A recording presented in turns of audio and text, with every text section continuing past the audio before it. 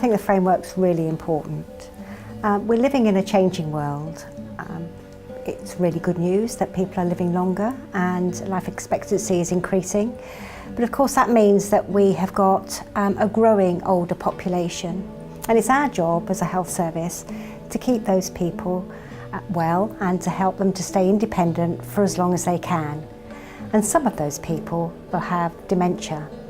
So of course it's very important that everybody who works in the health service, in whatever job they do and wherever they work, whether that's in hospitals or within primary care or within community services, have a better understanding of dementia and know how to offer support sensitively to people with those needs.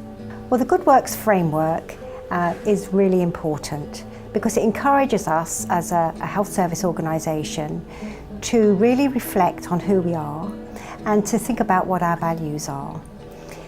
It's more than a training framework because it focuses on not just the essential skills that are needed to provide competent care, but just as importantly, the essential skills needed to provide compassionate care.